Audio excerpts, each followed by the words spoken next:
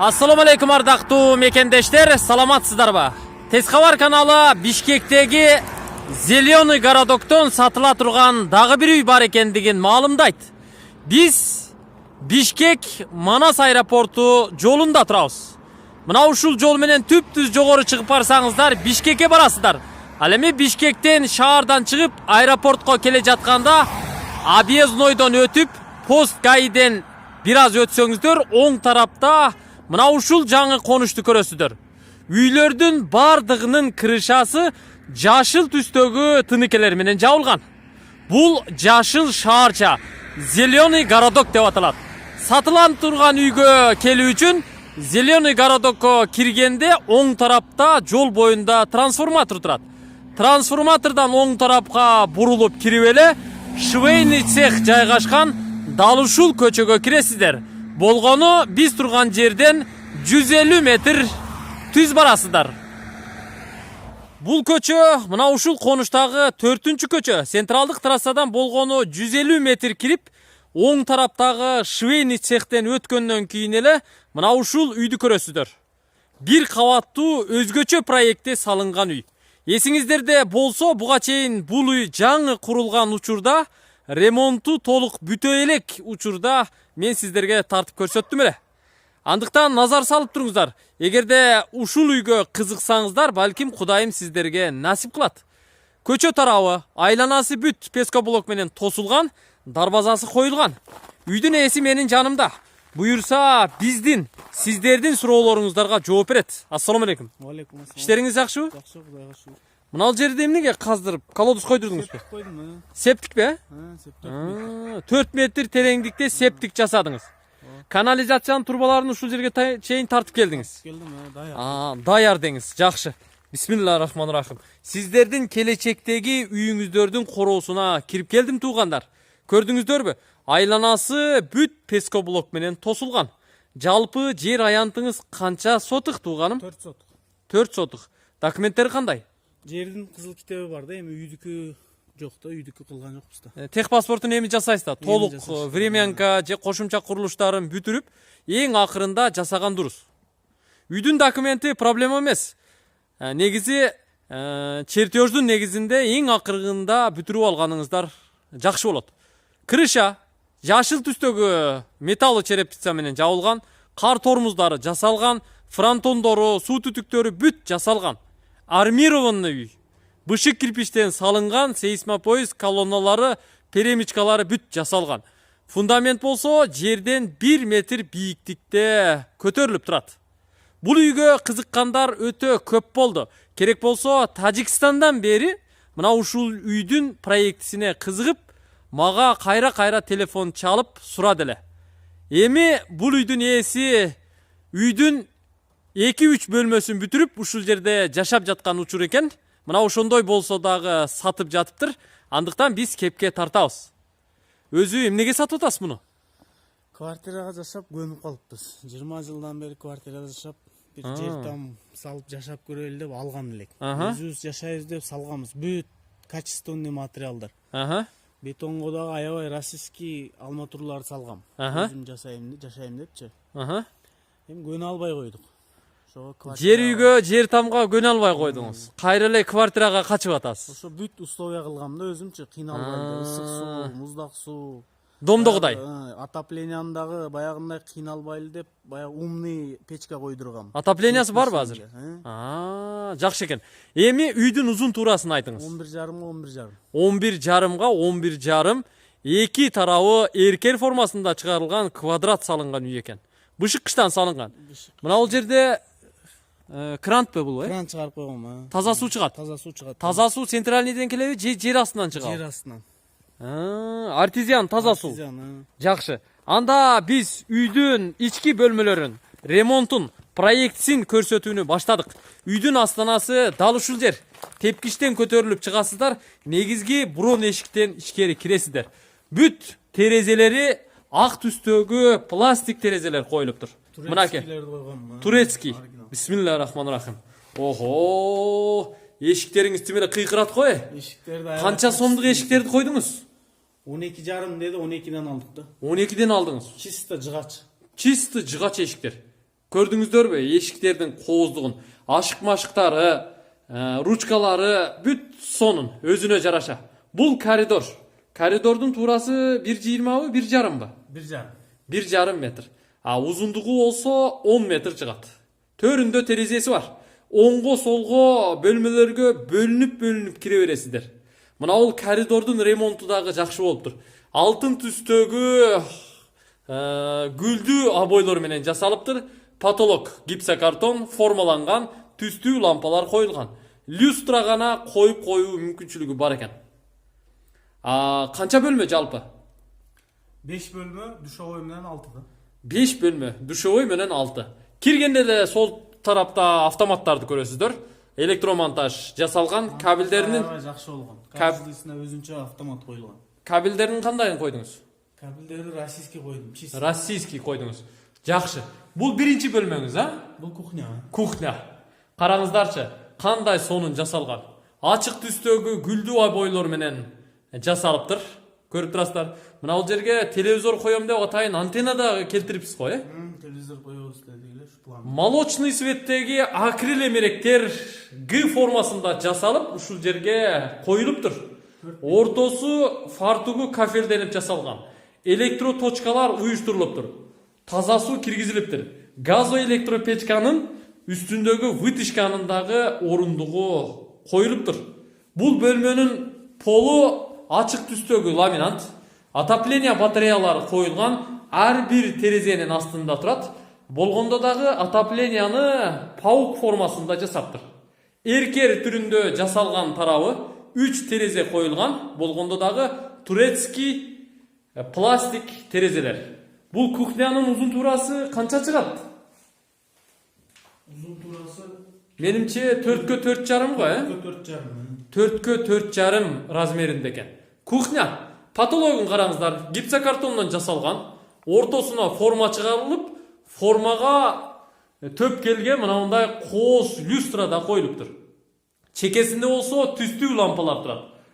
Тактап айтканда потолок ачык көк түстө жасалыптыр.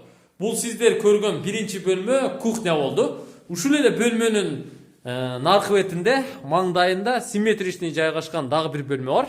Бул бөлмөнүн дагы ремонту жакшы болуптур.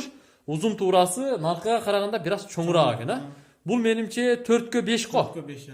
20 метр квадрат чыгат. Ошондой эле 3 терезе коюлуп, отопление киргизилиптир. Потолок жүрөкчө формасында жасалыптыр. Сүйүүнүн белгиси. Люстра коюлган, софит лампалар коюлган, телевизордун антеннасы келтирилиптир, электроточка жасалыптыр. Кондиционерге дагы электроточканы жасаптыр. Бөлмөнүн узун туурасын көрдүңүздөр, супер моющий обойлор менен жасалыптыр. Пол кадимки ламинат. Ошондо сиз канча бөлмөсүн толук ремонт кылып бүтүрө алдыңыз? Ушул экөөнүн жасадым да, анан душовойду жасадым. Анан коридорду жасадыңыз. Калганына күч жетпей калдыбы? Калганына күч жетпей калды. Эми алган адам өзүнүн вкусундагындай кылып бүтүрүп алсын, Ошондой. Кандай дедиңиз? Эшиктерин жакшы кылыпсыз, полун жакшы кылыпсыз, обойлордун жакшынакайын жабыштырыпсыз. Баары жакшы болуптур. Терезелери пластик экен. Эми кийинки бөлмөнү көрсөтөлү. Оң тараптагы бөлмө. Бул жак кандай бөлмө болот эми? Бул зал кылдык эле, бакты подвал. Мунун подвалы бар эле, айткандай астында. Муну эми пол кылып алса, кааласа монолит кылса деле болчудай. Подвалга кирип чыкканга сырттан эшик бар. Тепкичтен түшүп кирип чыга бересиздер. Отопление бул бөлмөгө киргизилген, узун туурасы 4кө 4 16 метр квадрат чыгат экен. Бул бир спальный бөлмө. Батыш тарапта 2 терезеси бар. Эми мен жыгаштарын көрсөтүп коеюнчу. Бул жигит кандай жыгаштарды койгондугун сиздер өз көзүңүздөр менен көрүп алыңыздар. Бул ортоңку уктоочу бөлмө болду. Эми сол тараптагы балдар уктоочу бөлмөсүнү көрсөтөлү. Бул бөлмөнүн туурасы 2,5 метр, узундугу болсо 4 метр. Балдар бөлмөсү да? Балдар бөлмөсү. Отопление киргизилген, шыбалган, электромонтаж жасалган, стяжка болгон, отделкага даяр, шпатлевка тартып эле обойду жабыштырып коюш керек, полго ламинатты коюш керек, потолокту бүтүрүп коюш керек. Болгон ошол эле. Аз эле акча каражатына бүтө турган иши калыптыр. Эми төрдөгү дагы бир детскийди караңыздар. Бул бөлмөнүн дагы узун туурасы ошондой эле 2,5 4. Балдардын уктоочу бөлмөсү. Кааласаңыздар кыздарды, кааласаңыздар эркек балдарды ушул бөлмөгө жайгаштырасыздар. Отопление киргизилген. 2 балдар уктоочу бөлмөнүн тең терезеси күнчыгыш тарапта жайгашкан, чоң пластик терезелер коюлган. Эми мына ушул коридордун төрүнө келип туруп, оң тарапка бурулуп, пластик эшиктен кирсеңиздер, бул жагы санузел. Тазалык бөлмөсү. Көрдүңүздөрбү? Кафелдениптир, а? Кафелден бир аз жумушу калды да. Бир аз жумушу калыптыр, а? Майда сүлө. Мына бул матовый кафел экен. Матовый, теплый. Теплый пол да бар бе? Бар. Датчигин кайерге койдуңуз? Датчигин оң жакта. Мынанда турат го. Теплый пол бар экен туугандар. Андыктан бул жагындагы эске алып коюңуздар. Ички ажаткана уюштурулуптур. Форточка коюлган. Полдон баштап потолокко чейин кафелдениптир.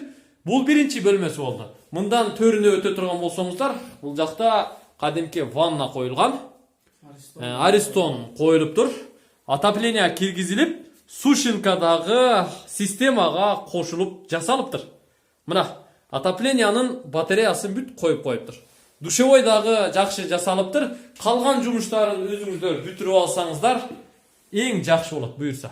Биз үйдүн ички проектисин, бөлмөлөрүн, ремонтун толук көрсөттүк. Эми сыртка чыгалы. Отопление печкасы каякта? Үйдүн артында. Үйдүн артында. Анда үйдүн артына өтөлү, баарын көрөлү. Эми үйдүн батыш тарабынан биз үйдүн артына өтөлү. Үйдүн аркасында канча метр жер калтырылган негизи? 4 метр. 4 метр. Батыш тарабында дагы 4 метр жер калтырылыптыр. Мына ушул тепкичтен түшүп, жанагы биз көрсөткөн подвалга кирип чыгып турсаңыздар болот. Сыртта дагы ажаткана кылдыңызбы? Мына пескоблоктон атайын сырткы ажаткананы дагы жасап коюптур. Бул жагы көмүркана го, Көмүркана. Көмүрдү мына төгүп коюпсуз. Көмүр бар экен жакканга. Крышасы навестелип жабылыптыр. Охо! Кандай печка койгонсуз бул? Печка ошол жакшысын койгон, умный деп. Умный го, бул. Умный печка. Чоң печка коюп салыпсыз го. Үйдү бул Ташкент кылып салат го. Канча метр квадратка? Квадрат метр лишний алдым да. 50 метр квадратка лишний алдыңыз. Үйүңүз өзү канча метр квадратка? 150 чыгабы? 150ге барат экен. 150ге барат. Бул канча метр квадрат экен? 200 метр квадратка ылайыкташтырылган умный печка коюп салыпсыз да. Акчанын көзү. Саласыз, өзү регировка кылып иштете берет экен да. 3 мешок канча күнгө жетет экен? Күн аябай суук болсо 2 сутка. 2 сутка кармайт. Күн кичине жылуу болсо 3,5 сутка. Келбейсиз да жанына. Өзү регировка кыла берет экен. Өзү күйө берет, өзү ысыта берет тең. Ысыта берет. Жакшы экен да. Өтө сонун экен. Көрдүңүздөрбү? Эгер секрет болбосо, бул печканы канчага алып койдуңуз? 65 миңге алдым. Анан установка кылдырып, Установка эми ошол бай отоплениялар менен кошулуп 5 миңге коюп берди да. 5 миңге коюп берди. Бул эми жалпы системасын кошпогондо, Кошпогон. Тиги батареяларды өзүнчө, турбаларды өзүнчө алдыңыз да. Ар бир бөлмөнүн квадрат метрине жараша секцияларын бөлүп анан алдыңызбы? Отопленияны негизи мына ушундай жол менен жасайт экен. Таза суу бар экен. Септик өзүңүздөр көрдүңүздөр жасалыптыр. Мына бул жерде бир колодец көрүп атам, ал эмне? Ал ошол суудуку. Суунуку? Өзүнчө алда 1,5 метр кылып казып кылып койдум, тоңуп калбаш үчүн. Тоңуп калбаш үчүн. Утепление жасадыңыз. Утепление жасадым, бир лампочка коюп койдум. Жакшы. Ошо жылуу кармап турат экен да, бир температурада. Ого, сиз китептегидей жасаган турбайсызбы? Тоңгон жок кышында мына. Кышында тоңгон жок.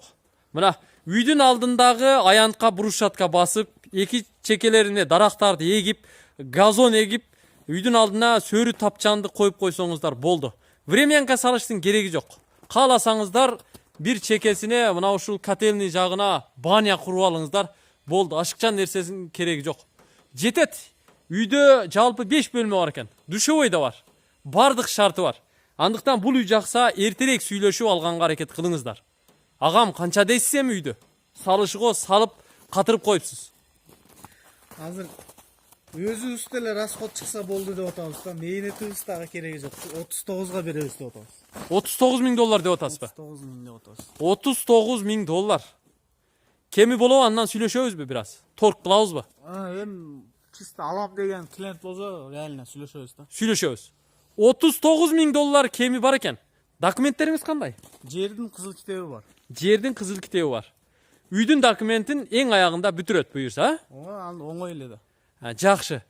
Биз анда жыйынтыктай турган учурга жетип келип калдык. Инфраструктурасын белгилейле. Зеленый городокто мектеп салына элек, а? Жок, салын элек. Бала бакча частный барбы? Манаста бар да. Манаста бар, анан Раздольныйда бар. Раздольныйда бар. Мектепке ошол жерге барып келе берет бала чак. Бар өрөт, А так чыга калса маршрутка көп, аэропортко барган, аэропорттон кайткан. Жолдо калбайсың. Түп-түз шаарга пробкасыз кирип барса болот. Андыктан мечитке, бала бакчага, мектепке барып келүү проблема эмес деп ойлоймун. Транспорт чечилген. Канализация, кандай канализация экен? Центральный канализация коюлуп атат. Тиги аэропортко тартылганбы? Аэропортко тартылган. Жакшы экен анда. Экранда 2 телефон номер турат. Мына ошол телефон номерларга чаласыздар, байланышасыздар. 0500 96 86 36. Бул биринчи номер. WhatsApp'та иштейт. Экинчиси 0702 89 99 69. Дал ушул номерлерге чаласыздар, 2 номерде тең WhatsApp иштейт. Түнү күнү чалсаңыздар болот. Байке, сизге ийгилик, аман болуңуз. Үйдү чын жүрөктөн кургандыгыңыз көрүнүп турат. Эми эмне болсо дагы квартирада жашайм деп чечиптирсиз. Бул үй башка бир үй бүлөгө биздин мекендешибизге насип кылсын. Жакшылап соодалашыңыз дагы, жакшылап сатып алыңыз. Буюрса ушул үйдө тойлор болсун, жакшылыктар болсун, ким алса да көбөйсүн, көгөрсүн, жакшы тилек кылалы. Мына ошентип биз кайтып чыгып бара жатабыз. Бул чыгарылышта сиздер Бишкектеги аэропорт жолунун боюндагы Зеленый городоктогу 4-көчөдөн сатыла турган дагы бир үйдү көрдүңүздөр. Жакса сүйлөшө бересиздер. Кимде ким тез кабар каналын издеди. Анда 0558 8600 11 номерлерине чаласыздар. Биз сиздердин кызматыңыздарда болобуз буюрса. Көрүшкөнчө. Амандыкта көрүшүп туралы.